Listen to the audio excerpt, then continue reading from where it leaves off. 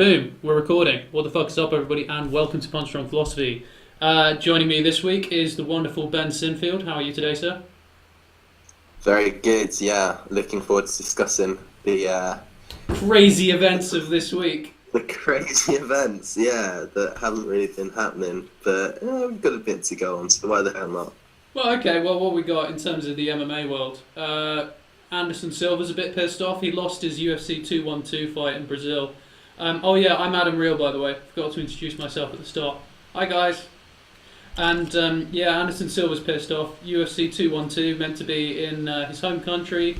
Nice fight with Kelvin Gastelum, but Kelvin Gastelum can't stay away from the weed. Oh dear. So for that, because he apparently smoked a bit around his fight, last fight, that means, oh yeah, we have to cancel this big pay-per-view. Because, oh no, someone smoked a joint around a fight. But yeah, Anderson Silva's pissed off because they're not giving him a good fight for that, and GSP's fighting for the title. What do you make of Anderson Silva saying? Well, he says if they don't give him a title fight with Yoel Romero, an interim title fight, then he's going to walk. What's your take on this situation? I think he's playing a good game. I think you can see in his mind why he thinks he deserves it as well.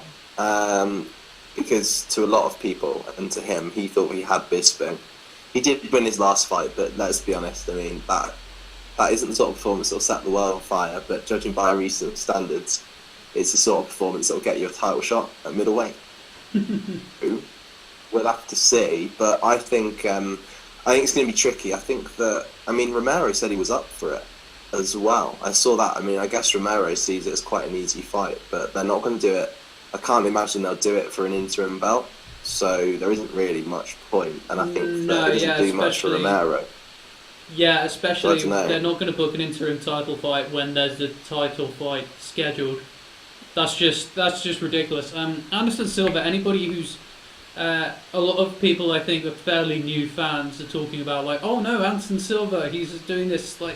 Anderson Silva has always talked bullshit to the media. He's always trolled people in all sorts of bizarre, weird ways, saying like, "No, I know fight shale," pretending he doesn't speak English in certain parts. He's always been a troll, always put out these weird statements. So I don't really know what his game is here. But he's right to be annoyed because UFC 212, that was going to be a big fight for him. He's trained hard by all reports, and he's reaching the end of his career. He's definitely reaching the end of his career and would love to have something cool to cap it off, and especially something low effort in his hometown that he doesn't need to travel for, that his family can be there for. I think that's what's more valuable to him now. There's not really a big Brazilian pay-per-view after UFC 212 for a while, so yeah, it's probably annoying that he can't find an opponent here. And fucking pain in the arse that USADA pulled Kelvin Gastelum off for. It's annoying actually. Why can't they find someone at middleweight for him to fight? It's Anderson Silva, so like fuck it. Give me the right money, I'll step up. Yeah, I don't know. They I think they need to. I think everyone's pretty much matchmade, aren't they? Unless they're thinking like, would they think they'd give him maybe? I'm just trying to think if you could realistically book like, what about Mousasi or something last minute? Or... I think they've just got bigger plans for Mousasi, and yeah, I think if they do a late notice replacement for Anderson Silva, they want to give him someone he can beat. That's why I say Uriah Hall. If he's available, is he available? Give Uriah Hall. I'd imagine. I reckon they've made the call to Hall at some point, and he probably can't take the fight. Yeah, because they were. Wanted it for a while. Yeah, because it was booked at one point, wasn't it? Yeah, before he got like gallstones or something. Yeah. Yeah, I don't know. Well, he's obviously not going to get. I think one thing he's annoyed about as well that was mentioned in the interview is George St. Pierre coming back and fighting Michael Bisping instead of him. It's a fight Anderson Silva's always wanted. It's a fight he's always gone for. It's not a fight George St. Pierre has ever wanted. Every time that's been brought up in an interview, George St. Pierre has completely shut down the idea. No disrespect to GSP, I'd stay away from Anderson Silva if I was him as well. But yeah, it is a weird one. Anderson Silva's career, retrospectively, if it ends like this, that will be shit. Really shit. If he's like actually serious about walking away, and his last fight's a split decision over Derek Brunson, for a guy who was, when I was getting into MMA, this guy was fucking Superman. This was the guy pulling off Matrix shit in the octagon. This man was untouchable. He was.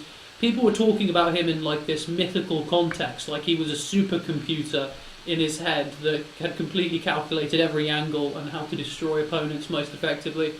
His era was remarkable, and for him to go out with a broken leg, drug failings, split decisions, decision controversies, and for him to go out like this would suck ass.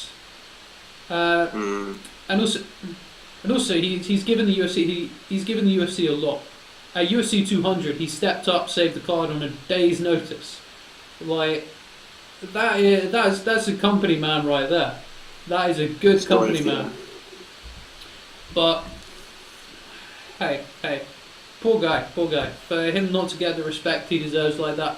What would you offer Anderson Silva at this point? If you were Dana White, you're in charge of UFC. Anderson Silva's not happy. One of your legends. What would you offer him?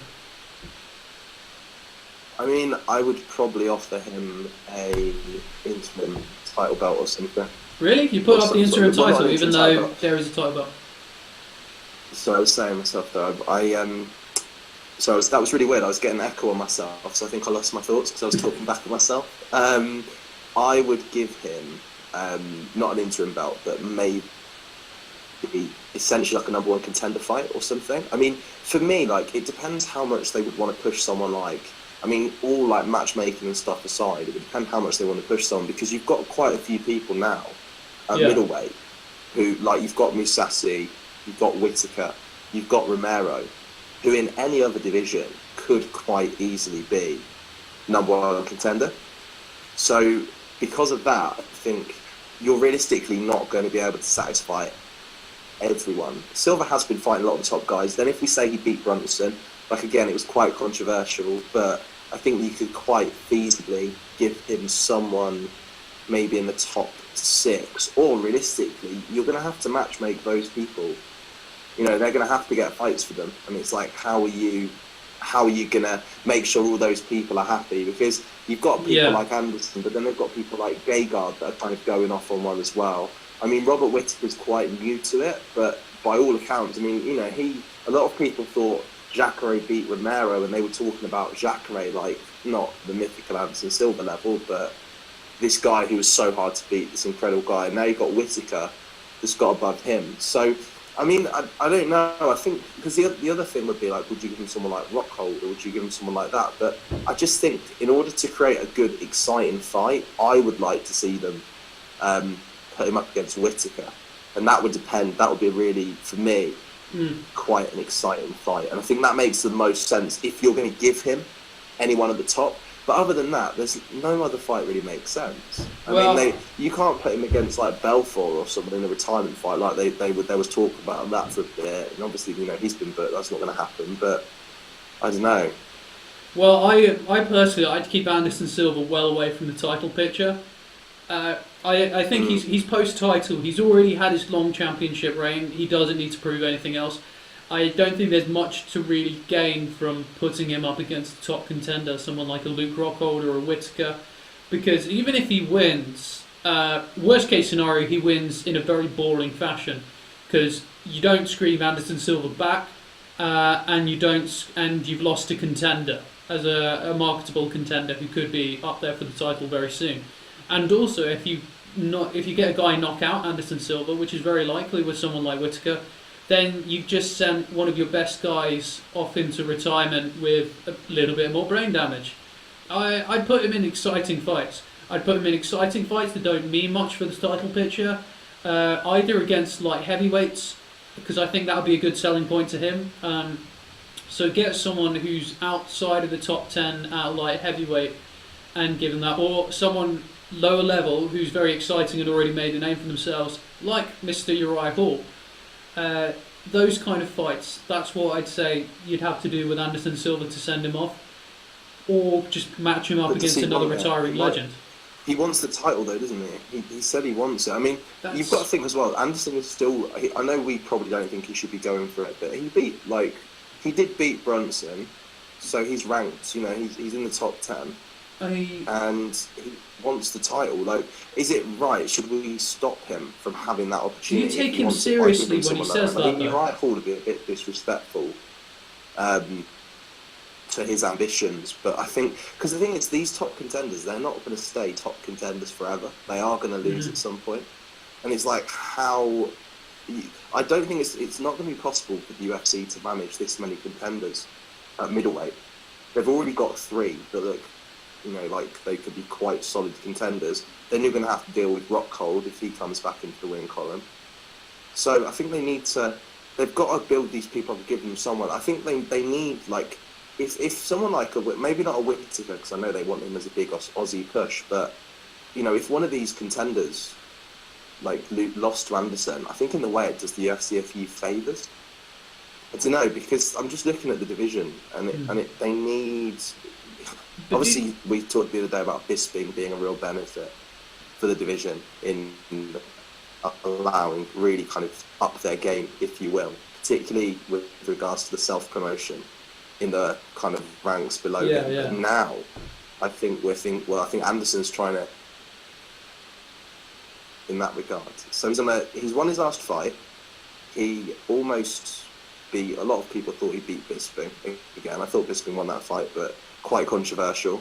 It's been very controversial. It's just difficult because he needs to. I mean, we need, like, Anderson Silva to either get absolutely blitzed by someone or blitz someone. He's just in this kind of weird limbo, living off a legacy which, like we said, he was seen as mythical. So all our evaluations of his talent are kind of a little bit warped, because a lot of people will tell you they don't think Anderson Silva's a top 10 middleweight. But then I don't think he is at the moment. Well, he could hang against Brunson. He hung against Bisping. He's number 1. I don't think you say he's out of the top 10. I don't think there's any guys the current top below 10? him in the rankings that deserve to be higher. Well, we could bring up the rankings, but one thing I wanted to ask: do you take him seriously though when he says "I won the title," or do you think he's just talking shit? Because I think he's just talking shit. The stuff I've seen from him, I think he's very close to retirement in terms of, like, his family around him. They want him to retire. They don't really like the long periods apart. They don't after, especially his injury, something as traumatic as that. They don't really want to go through it again. And he's made a shit ton of money. He's made all the money he fucking needs to in the world, and he's obviously not there anymore. He said over and over again, "I'm tired, man, I'm out." That's what he said in this interview. So he's not going to be somebody climbing up the rankings, going for the title again. I think he just wants a couple of big fights, a couple of big money things or a couple of big appearances on pay-per-views to get wins at, to get bonuses out of, to get pay-per-view revenue out of. You know, make the money while he can. If I was him, I'd go to another promotion. I really would.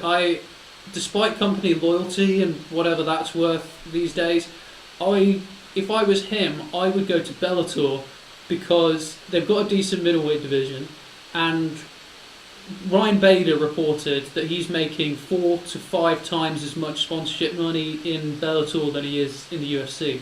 So if I was Anderson Silva, already had the UFC title for a very long time, none of these contenders really mean that much to me.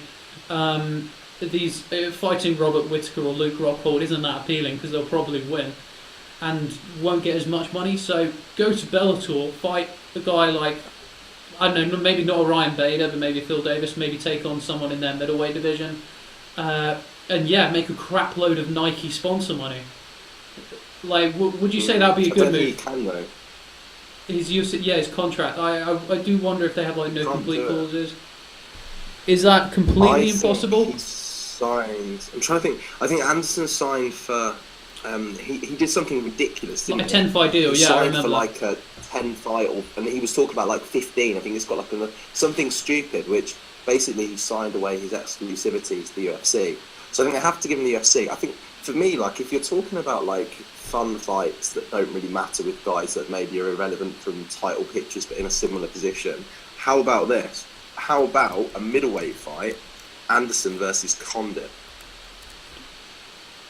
Oh shit, I just came. Back. But if they could do that, they won't be able to, I don't think. But I'm looking at the lighter weights as well for anyone that would maybe want to come up. I think McGregor would take on Anderson on short notice. Ooh, these are nice fantasy. Oh, I forgot about someone at middleweight coming up. Yeah, Condit is a good one. I don't know if you could put on the. He's a big guy. He's 6'2", so maybe. Ooh. Yeah, his head's not in it, but he's a big, like, tall guy. The frame distance wouldn't be huge, and you could argue that Condit is more in prime than Anderson. So I think actually that could be a really exciting fight. But I don't think I imagine they're thinking about all these things all the time, and I think Condit's not in a place to fight at the moment, even though he's still like a top 5 guy at welterweight, and he's pretty sick. Like one of my favourite fighters. Like that would be a dream fight if those two fought. That would be because the other thing as well is like you just know Condit's going to bring it. Like, yeah, that would be. But then remarkable. Alternatively though, could it go like the Nick Diaz fight? They have got a common opponent there. Could it be quite a tentative affair? I don't know. 2 counter strikers. Yeah, potentially. I don't think so though. I think it would actually be quite interesting. Condit's being very aggressive, and yeah, I don't know. Anderson Silva, is he an exciting fighter anymore as well? Because you're right. You mentioned that matchup, and you do salivate quite a bit. You think of all their highlight reels, but Anderson Silva has had a lot of shit in his career. Like when he isn't destroying people, he can be really, really timid. Maybe not timid, maybe just passive is the way to describe it. Like the Tal's latest fight, obviously the Damian Maia fight, Patrick Cote fight. Yeah, long periods of just waiting back, like old Machida style. So yeah, I give you that could happen. So you do wonder how much you can get out of Anderson Silva these days. I think it's an absolute waste putting him against a top contender these days, because I think either he'll be really boring and just really struggle, and also this guy he has a lot of anxiety. I think he tested positive for anti-anxiety drugs and talked about having a lot of mental issues in the cage. I think getting knocked out and losing your leg really does that to you. I don't think he has a chin anymore. Like his chin is definitely not what it used to be. He can get cracked, he can get put down. Bisping nearly knocked him out. I would really, really not want to see him against a top contender, especially a Whittaker, because he would be so tentative. So tentative. It would not be a good fight. Yeah, I agree. I mean, all I would say with Anderson's chin is I don't agree with necessarily. A lot of people say this about Anderson's chin and how his chin's gone, but you've got to think he hasn't actually been knocked out, and he's been cracked by some pretty hard punches. Like obviously Weidman caught him, Bisping caught him. I don't think Cormier caught him so much, but sort of took him down more. He fought Diaz and was okay. Like he got clipped against like Weidman, and like he obviously got caught against Sonnen, but I think that was more just kind of sitting down waiting, and that was like what feels like decades ago now. But I think his chin's better than people give him credit for, because you got to think as well, he's only really been fighting the best in the world or the division. Like he's not really been fighting weak guys, so I think Anderson deserves a bit more props on the chin front. Because he's not been knocked out. Yeah, I think that's mainly due to being evasive and tentative, though. Yeah, he gets caught, but I don't know if his chin's gone. But yeah, what do you say in regards to in regards to his call out of Yoel Romero? What do you make of that matchup? That seems like suicide. Yeah, it's interesting because I think Anderson's. I think he's got a better chance against Romero than he has against other guys at the top of the division. Really? Romero sounds like I a horrible don't think matchup. Romero's the worst. Romero will strike with him. That's why.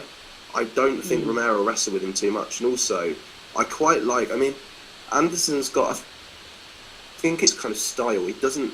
I don't think he would use his wrestling too much. And also, I think that Anderson would be able to protect himself a bit more on the ground. I'd rather see that than watch like Anderson fight someone like Rockhold, or like watch him fight probably Whittaker, really, or Mousasi. I think Romero is the best chance for Anderson to actually get a win, because he could quite feasibly catch Romero. Romero's hittable. Romero can be a little, I guess, not necessarily unorthodox, but you know, he does this leaping around and stuff, and he's got a beautiful knee and things, but he does miss shots quite a lot, and he does overcommit on punches quite a bit. Yeah, but I think that's the point. He's very unpredictable and clumsy when it comes to his punches, so I think that's terrible for Anderson, who will relate on like predictable combinations, and he sees the guy throws his jab cross like this, so he knows when to duck and when. But someone a bit more unpredictable and wild, like Yoel Romero, the chances of him getting caught are much higher if he tries something like that. If he has this preconceived pattern of head movement and, okay, I'm going to duck this way, Yoel Romero just clobs around. And he does have power, Yoel Romero. I think he really has underrated power in his hands. It's quite significant. It's actually quite terrifying when you watch the Tim Kennedy fight as well. That guy can hit hard. And unpredictable, explosive, and also he can always go to his wrestling, and Anderson Silva is someone who can be put on his back quite easily, and once he is on his back, Yoel Romero has elbows, he has punches, Yoel Romero is a fucking savage when it comes to that, so I think he would maul Anderson. It's a really, really bad call out on his part. I just don't think he'll stand with him. I think he'll stand with him a bit more. That's why. And I think the way the stand-up plays out, for the exact reason, like, I'm not saying for me, like, I don't think Anderson wins it. I think Romero would beat him, but because of that recklessness and the overcommitting on the punches, that's where I see the counters happening. But then when I look at these more like slightly technically crisp, and in fact maybe Rockhold could be caught, but it's just the sheer length advantage. I don't see Anderson coming in. If I watch him like fight someone like a Whittaker or some more disputed, like really nice, crisp, technical boxing or something like that, that's where I see him getting picked apart. So I think, Romero would have to get in. Don't get me wrong. Yeah, but what I mean about the unpredictability is that sort of Anderson's best would be someone who's technically crisp but kind of low level. Someone higher on that level like Whittaker would be a nightmare, yeah. But I think that kind of level of unpredictability plus power would be quite bad. And he's not someone who does get countered as much. And I think it would portray a bit like the Machida fight. The Machida fight, people forget how devastating that performance was in showing Yoel Romero.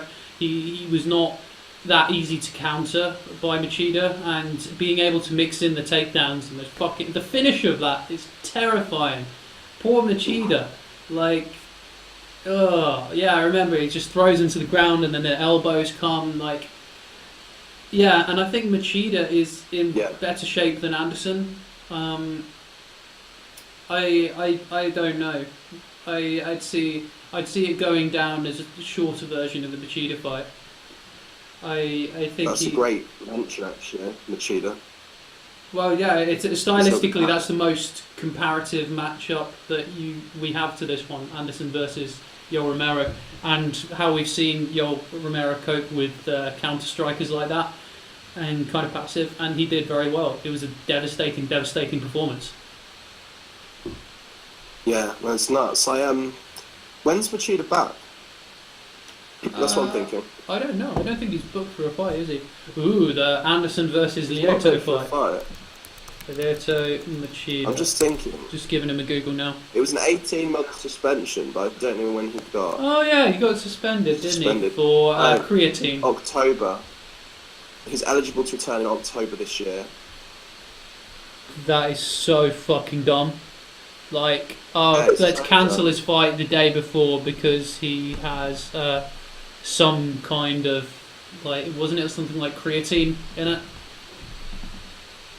Yeah, I mean, they may as well just cancel all of them, to be honest. Like, Oh, you took protein powder. It's just so mad in this day and age, isn't it? Like the Gastelum thing and stuff, and you look at that, and it's like, people are going to laugh about that in a few years when they change the rules, but it's just hilarious. Like, I don't understand why. Yeah. I remember talking with Max about this. He had an interesting solution about year-round pay for MMA fighters. As in, when you're signed to the UFC, you have a year-round pay instead of paid per fight. Because most people, they do drugs because of injuries and to make certain dates a little more. Like using a carrot instead of a stick as the kind of form of approach. The UFC took the other approach. They went to the stick, but they went for the biggest sticks possible with USADA. Really, really strict. Yeah, I feel underqualified to speak on USADA and all their problems there. But anyways, let's have a look, see if there's any other MMA news on. Because, yeah, it has been a slow week. And, well, I guess Al Iaquinta's a bit pissed off as well. We are seeing a lot more fighters really openly trash their employers. Like, Al Iaquinta, brilliant fucking performance against Diego Sanchez. Amazing. But he does not make enough money as a fighter to do it full time. He's got another job as it is. I can't remember what it was. It's off the top of my head. But he's got another job that pays quite decent, and it's a regular job. And now Anthony Johnson's leaving for a regular job. MMA fighting is not a good job right now. It's not a good employment. Your employment prospects are not good fighting in the UFC. The competition is really high. Training costs are really high. Your costs are incredibly high if you want to compete at the top level.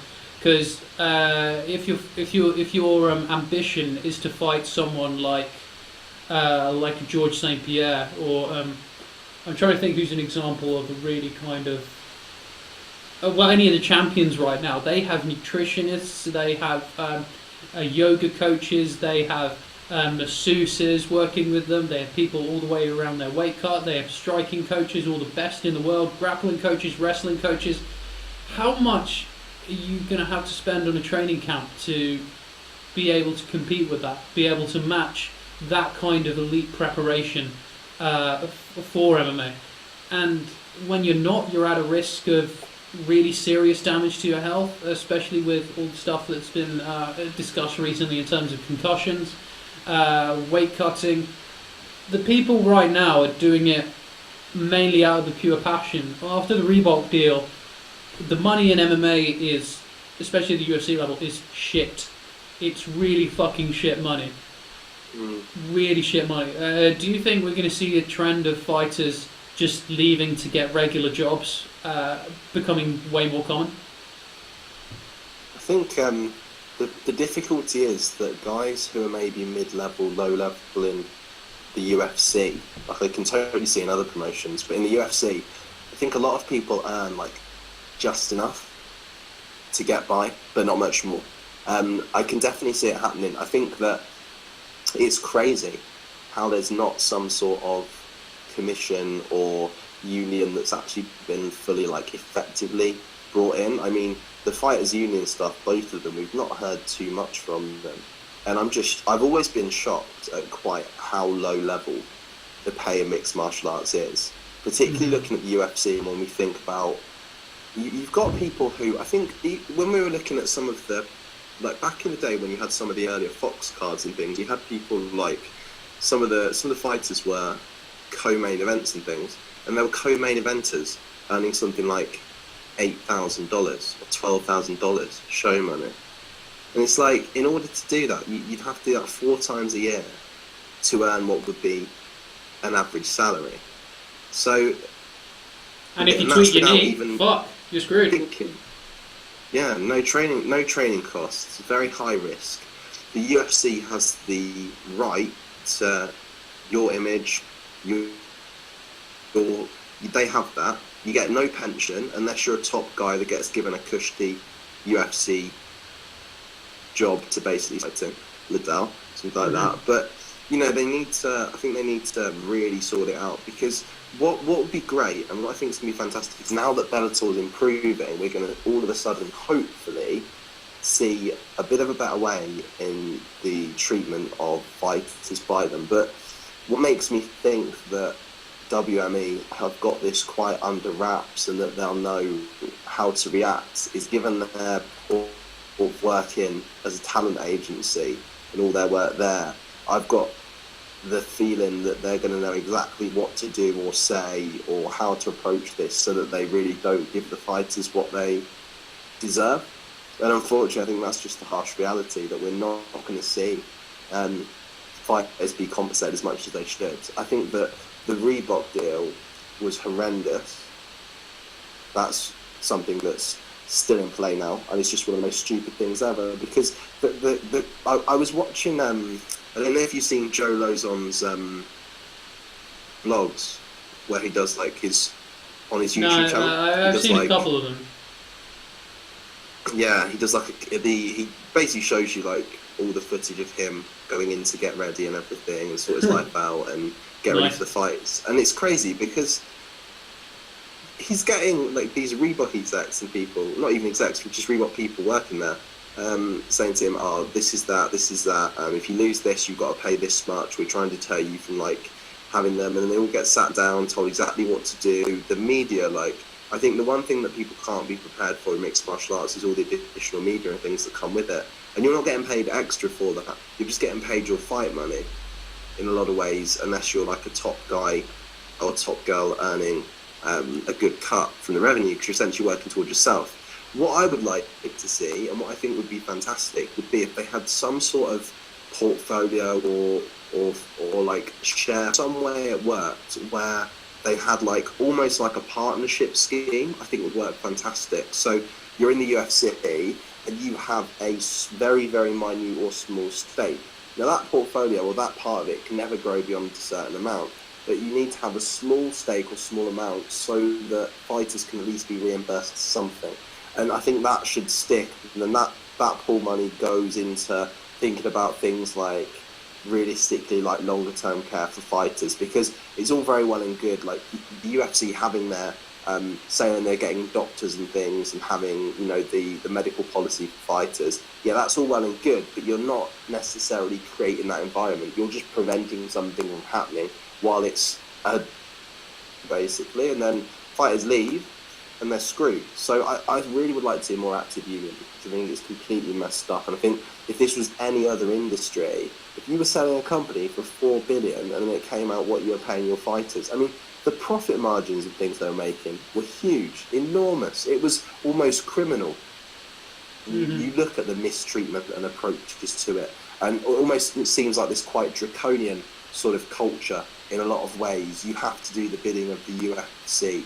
And I mean, I want to see it changed. I unfortunately don't think that it's going to now that we've got WME, and I think that the Fertitas and Dana and Co sold at a good time for them, because I think they're going to have a lot more issues coming in. So yeah, I think fighter pay now see increase, but I think it's so tough, man. I think the problem is we're diluting the pool, because we're not even diluting the pool, but we're getting there are a lot of top people who would want to make it in mixed martial arts that just won't.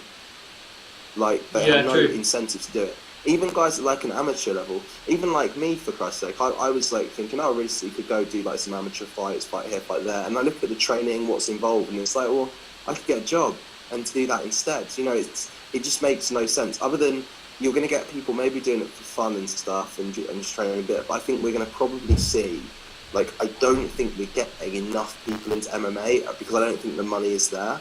And I think there's just this issue of promoters screwing over their talent that should not be allowed for. Because you look at other businesses, you look at like music, you look at entertainment, you look across other areas. The stars are the kind of the performers, but they're not in mixed martial arts. And I think that's partially because fighters haven't been as synonymous with the brand.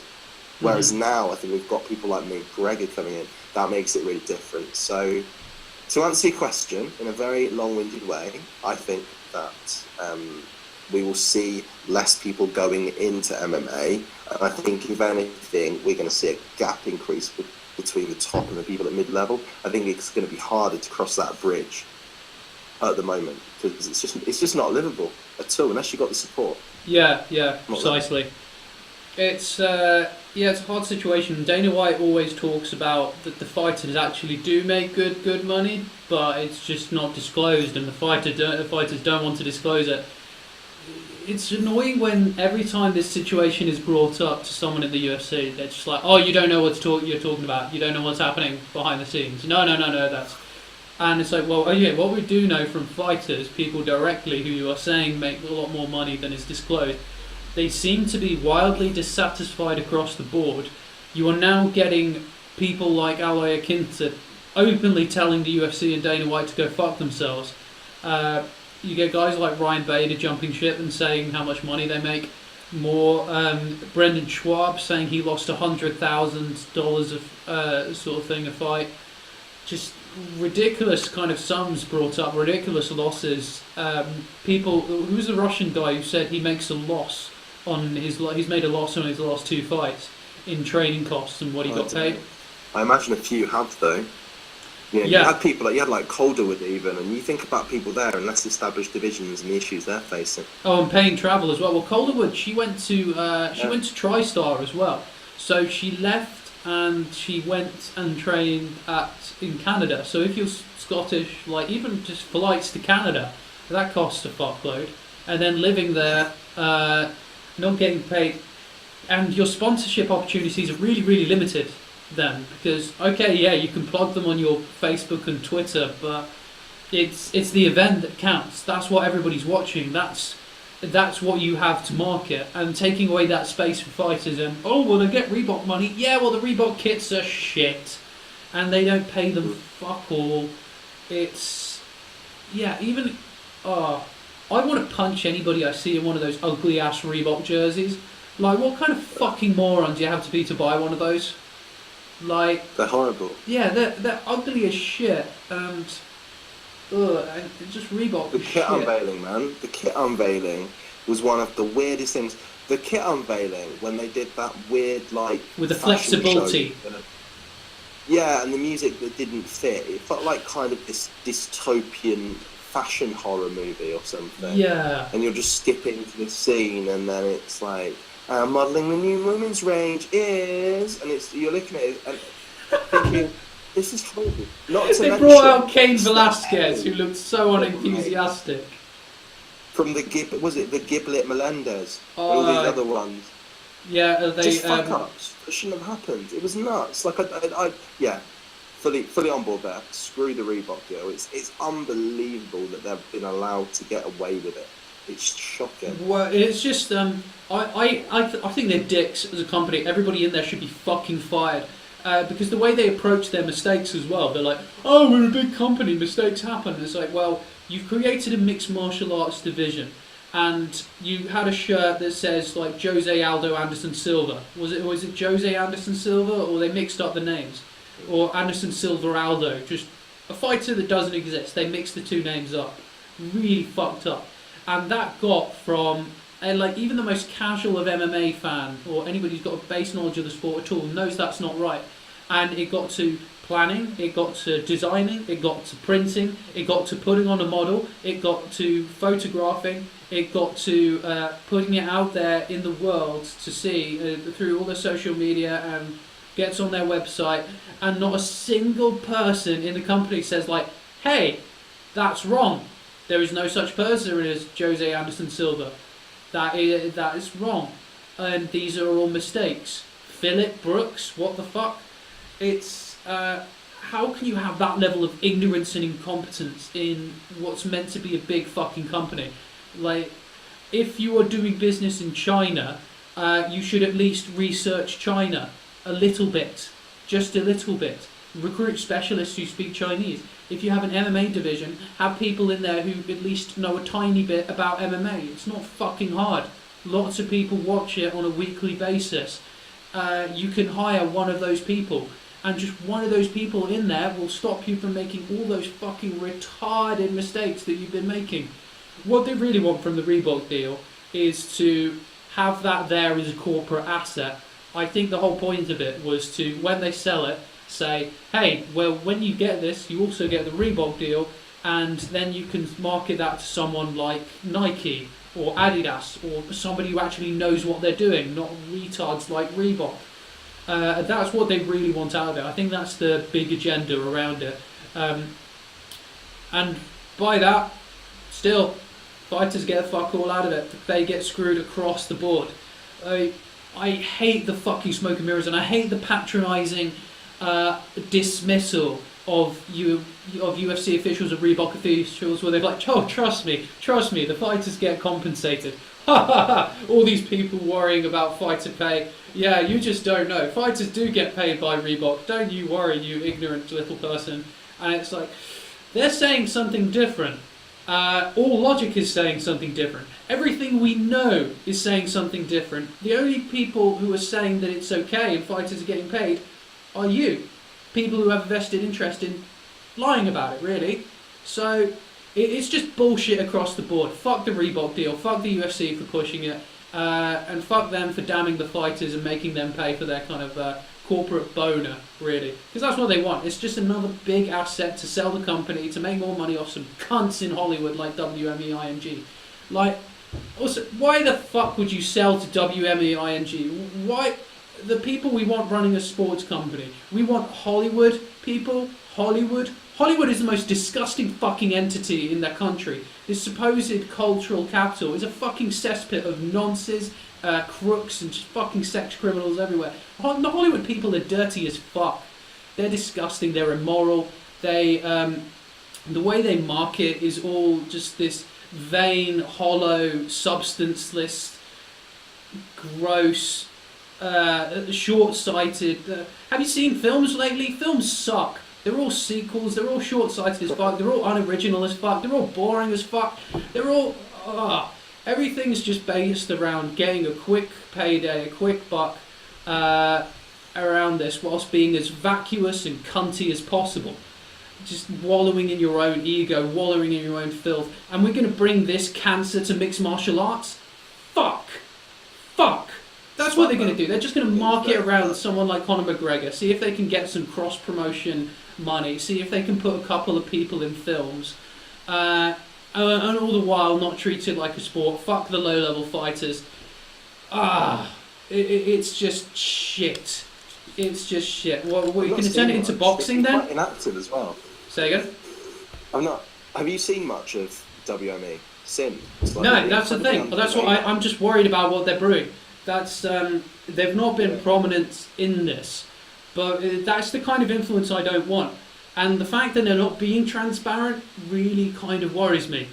They've not even met with Conor McGregor, so what the fuck is happening with this deal? What is their stake in it? Do they just claim the whole lack of transparency over the thing? The fact that they're not talking to the press even makes it so weird and makes me worried, to be honest.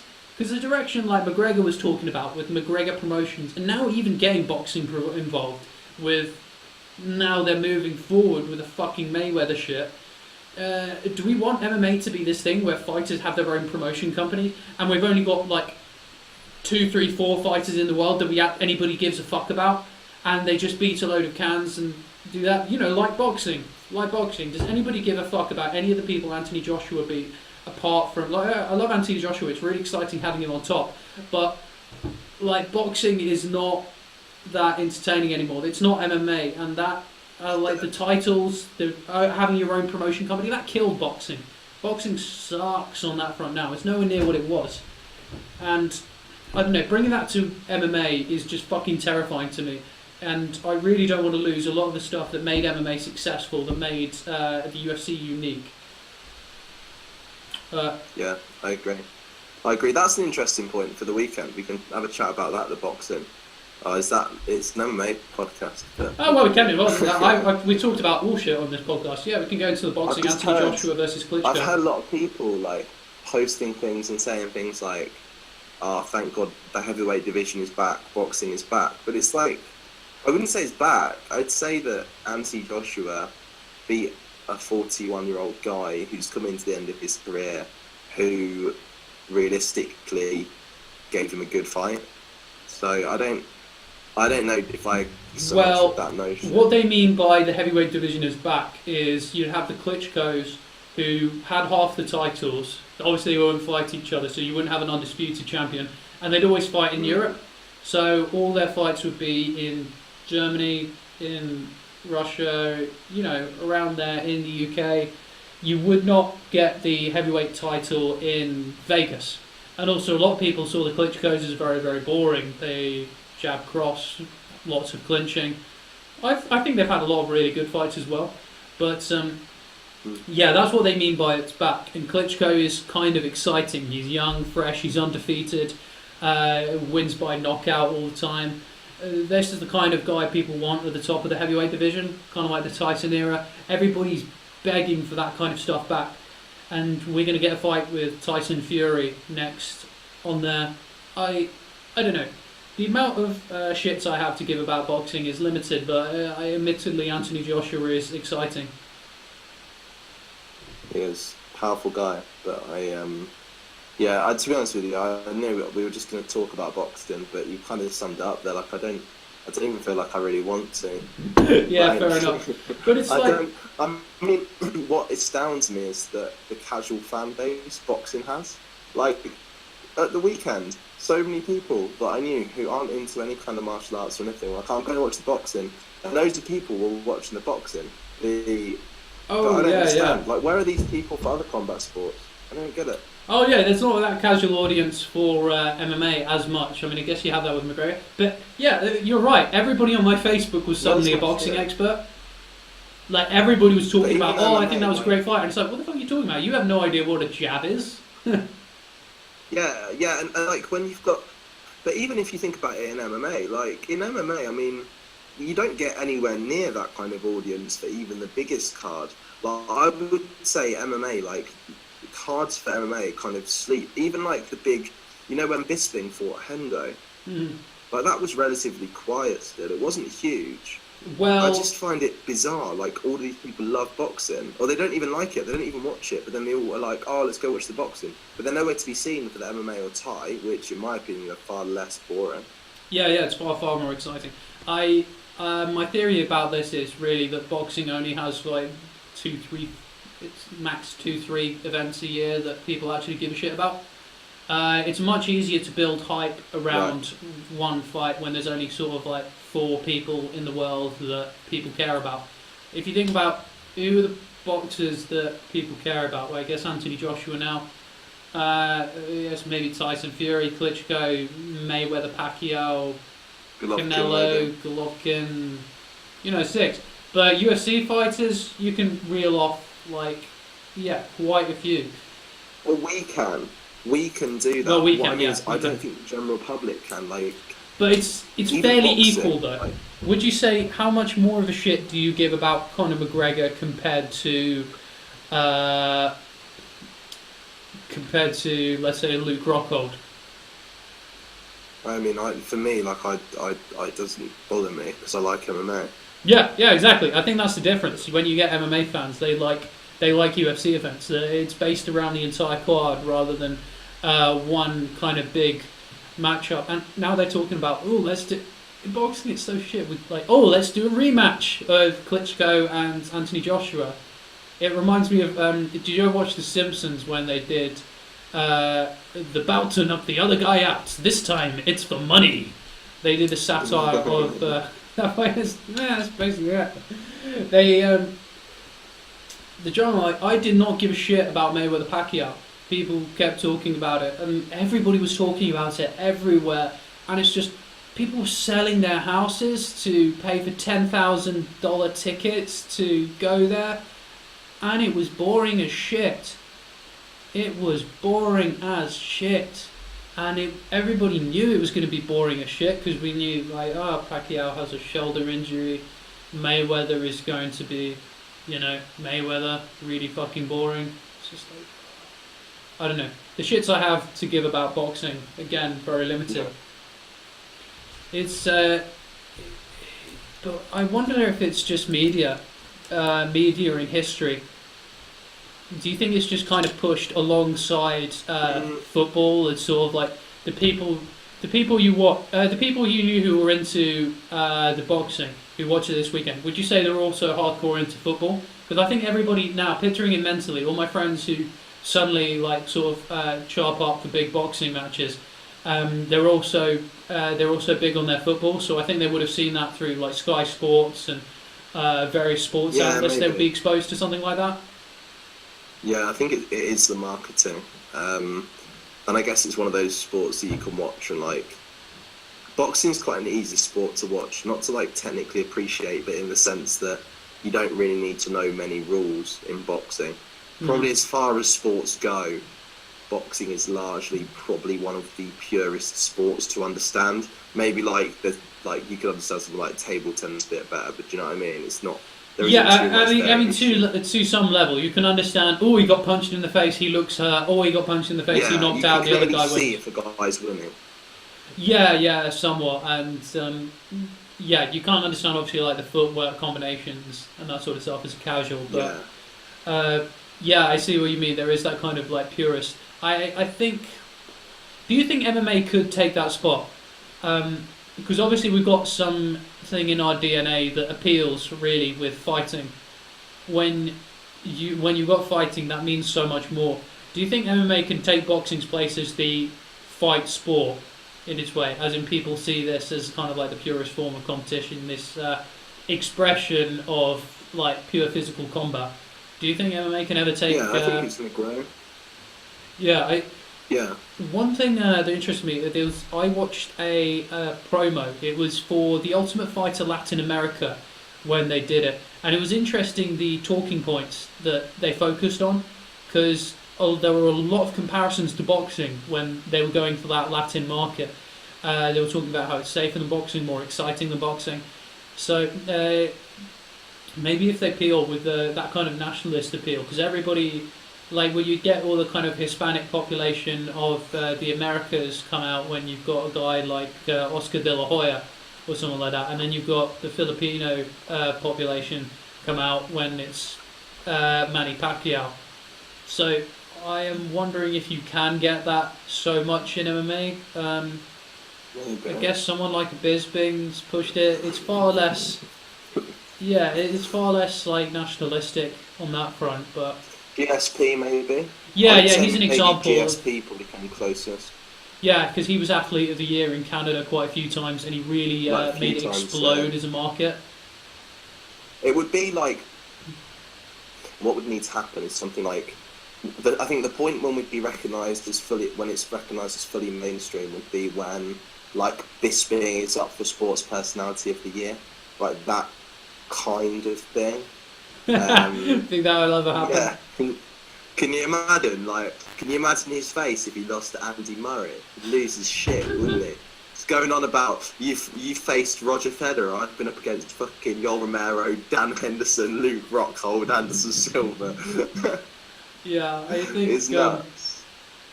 There's still something different in. There's still something very, very different. I think in MMA the way it's treated here.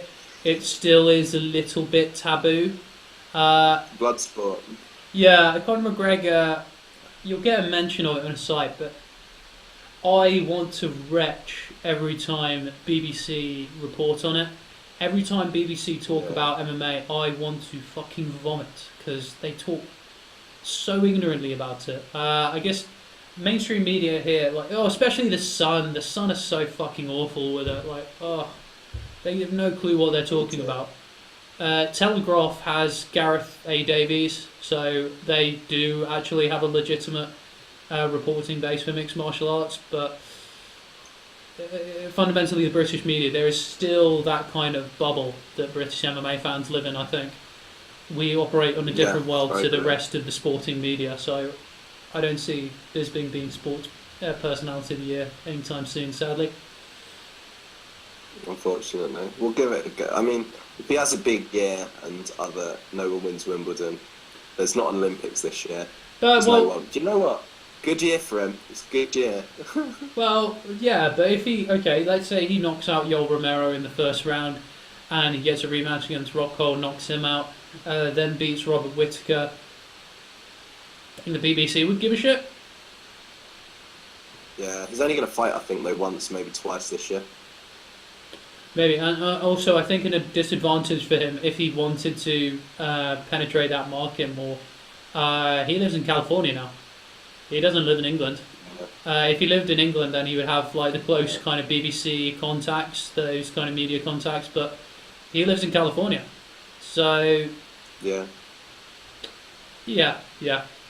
Oh, well, anyways, what are we at now? We're at sort of like an hour. Yeah, we could probably wrap this one up at some point soon, unless you've got anything else you want to chuck out into the world. No, nothing glaring really. No. Yeah, I mean, other stuff has happened in the world, I guess. There were the May Day riots, which, filthy commies. And Diane Abbott had a fun interview on LBC, absolute car crash. It's really hilarious. Hilarious. I recommend. Did you check it out? Did you see it? I've seen it. It was hilarious. She just didn't. It sounded like the amount of stumbling in that interview was just uncomfortable for anyone to listen to, and it was it was quite shocking. She didn't have a clue. Yeah, if you win the election, you're going to be Home Secretary. This is what you're in charge of for the entire fucking country, and you have no clue. And if you have no clue about numbers, avoid the question. Avoid the question. Avoid the question. Don't make guesses like that absolutely showcase you have no idea what you're talking about whatsoever. And the way she speaks as well. She's got such arrogance in her cluelessness. She's almost annoyed when people ask her to explain what she means. Like she's annoyed when people ask her to clarify the statements she makes or intentionally. Oh, how dare you question how I'm going to pay for this? That is a terrible question to ask. Of course we're going to pay for this.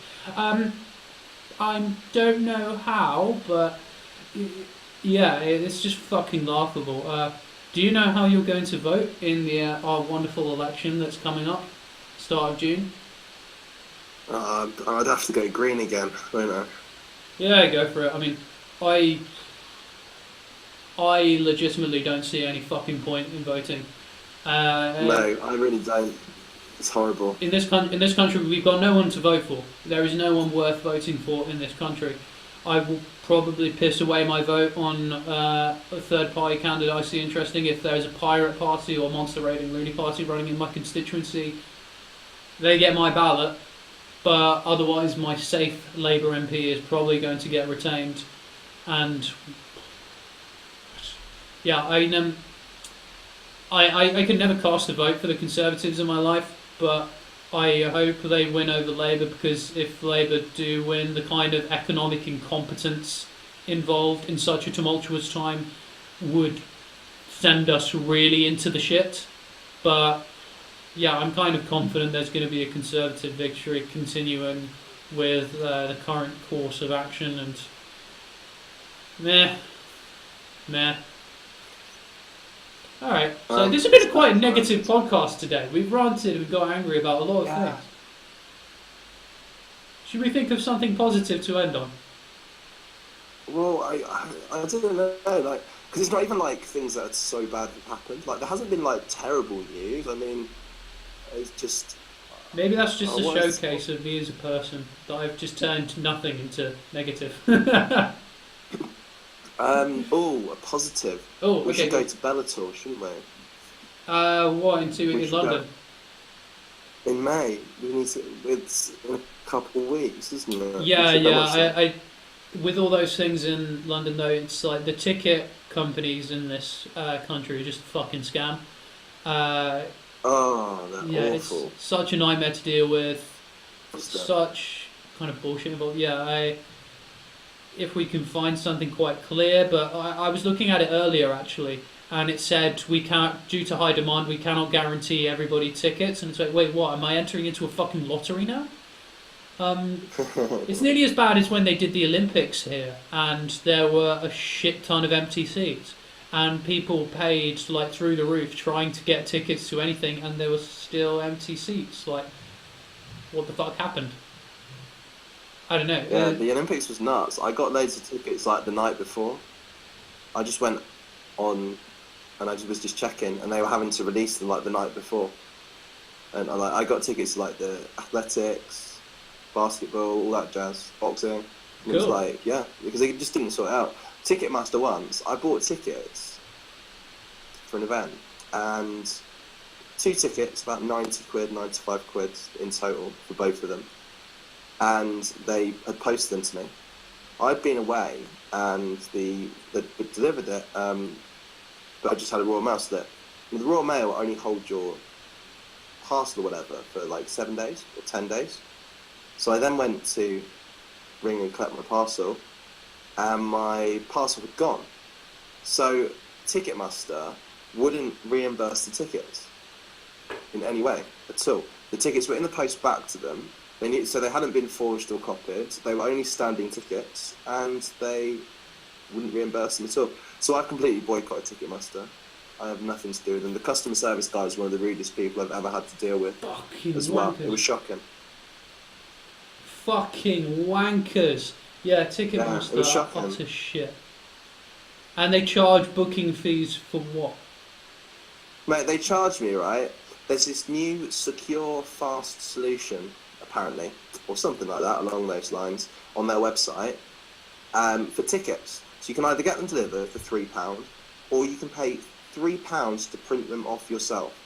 So I'm paying money to use my ink to print it off. Like, it's one of these things, again, that I just don't understand how it's not regulated.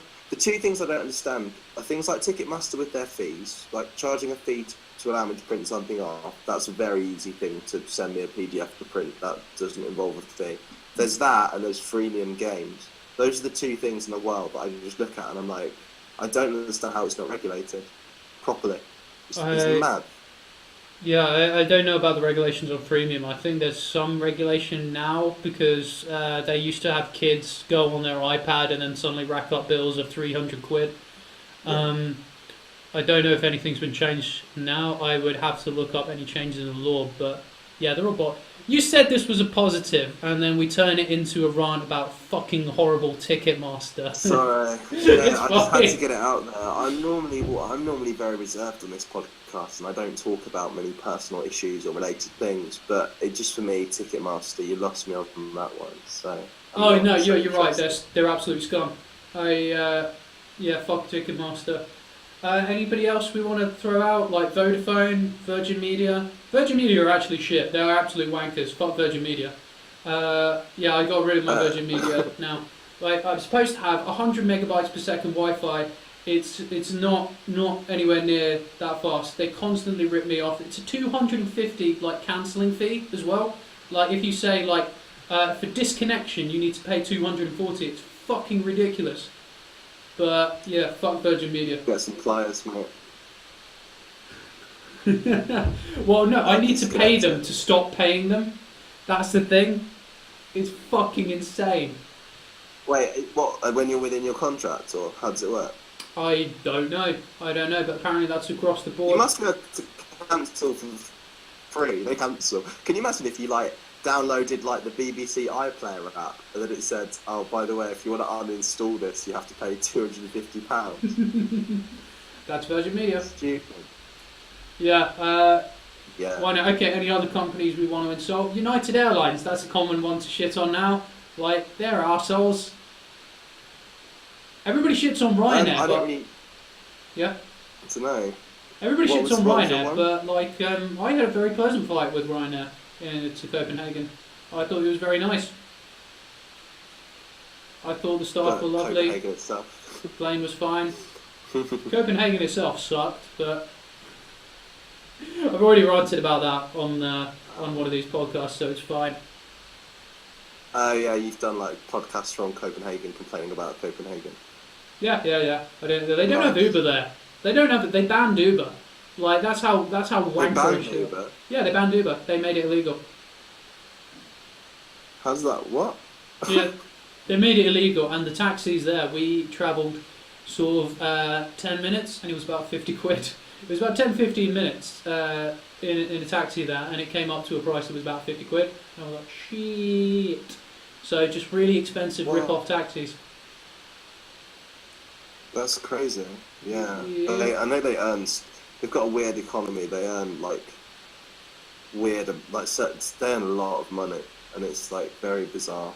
Their Yeah, yeah, wages and things, and they've got a thing where the government matches your wage if you're like a student. Lots of things that wouldn't really work in a lot of countries. yeah, bizarre kind of like entitlement programs and handouts and all that. I don't know. I didn't like Scandinavia. I didn't like being in Scandinavia really at all. It was just such a waste of money. Such a waste of money. Oh, fuck Scandinavia. Oh man. Sorry to hear it, but we'll check out Barcelona in a few weeks, so that should be a bit better. Yeah, that definitely does sound cool. I mean, yeah, before then going to Nairobi, that is going to be a lot of fun. And yeah, then Barcelona. Hey, some negative. Like I'm hoping, I'm hoping Barcelona is going to be like sunny Amsterdam. That would be nice. Similar kind of. I mean, it's going to be nice weather when we go, so we'll have a hoot. Oh, sweet. It's got a weird history as well, Barcelona, like during the Franco era as well, and didn't it become like this autonomous province at one point? Catalonia's cool, some of the Catalonian history and stuff, yeah. You've got like, and the Basque still got as well. A few Basque speakers, Yeah, weird sort of like little part of the world. So that'll be interesting. That'll be a new one. We'll do a podcast in Barcelona. Yeah, 100%. I want to do podcasts everywhere. Okay, want to do it. Want to do one in every continent on the planet, and then just end it in Antarctica with like a 7-minute one before like all the equipment just freezes and breaks. Just going, this was a really stupid idea. This is fucking cold. Why the fuck did we come here? And and then we would have ticked off all the continents. Nice. So I'm wondering how to get to Antarctica. Like my idea would be like to because they've got really expensive cruises there for like £11,000. But I think the best way to do it would be piggyback on some kind of like merchant and blag your way from somewhere like the Falklands. Yeah, I think Falklands would be your best bet. Yeah, and there's British people there, so hey. Yeah, I don't know if the cruise, like, you might be able to get on a last minute cruise or something quite cheap. But I don't understand where do they go? Do they just go to they'll just go to the outer bit from, I guess. Yeah, they they tour around those bits of the Arctic peninsulas and stuff, and yeah. I mean, it's pretty fucking spectacular, unique place on Earth. Yeah, we can try that out. Yeah, try and do a podcast there. Obviously, this is quite far down. Well, that has to be the last continent.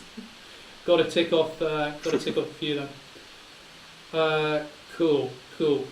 Well, Antarctica's nice. We can end on that as a positive note. Antarctica looks like a pretty cool place. It is fun. We'll check it out. Okay, let's see. What can we end on as something happy? I'll bring up MMA fighting. Has there been good MMA news? Oh yeah, did you hear about Conor McGregor pissing off his neighbours? No. Conor McGregor pissed off his neighbours in. Oh, nice. Explain that well. Yeah, that's a story. Well, no, basically, apparently his private security are all over like the cul-de-sac that he lives in. And they bother his neighbours, and his private security don't stay only on his property. And yeah, I've been creating hassle on that, and I imagine he's. I don't know what's going on there. All right, well this is probably a good time to check out then. What are we at? Check out. That's cool, man. Cool. Yeah, the video has not been great for this one. You've been a bit out of sync. Yeah. The connection isn't that good. But hey, there's no MMA news. All right, next week, Monday, we'll do a roundtable with Dr. Tony, who is currently enjoying the birth of his first child. Muchos congrats, Dr. Tony. So yeah, he'll join us for a preview of UFC 211, and that is going to be a fucking great card. I am so hyped for UFC 211 from Dallas. We'll go fully into it. We'll go all out like we usually do for pay-per-view prediction shows. And yeah, should be a fun time. Fun time. You're coming on that one, Ben, right? Next Monday. Yeah, we'll do it. Yeah, it's a good card. Looking forward to it. Fucking great sick. fights. Fucking sick. Great fight. Yeah, I almost wanted to. It was kind of like predicting UFC 211. It's kind of like that present you have to open just on Christmas morning, rather. And I'm just looking at it on the podcast. I constantly want to talk about Junior Dos Santos versus Stipe Miocic, but we've got to save it for next week. Like that's when, we've got to save it for the fight week where excitement has reached its peak. But yeah, because we've struggled for talking points with this podcast, but that UFC 211 is right there. That interesting thing coming up in MMA, but we've got to wait a week. All right, it'll happen. Peace out, Punch Drunk Philosophers. I hope everyone has a nice week. Be kind to all the cats you see. They are wonderful, divine creatures. And enjoy your time on this ball circling around a fireball. And peace out. Yeah, take it easy.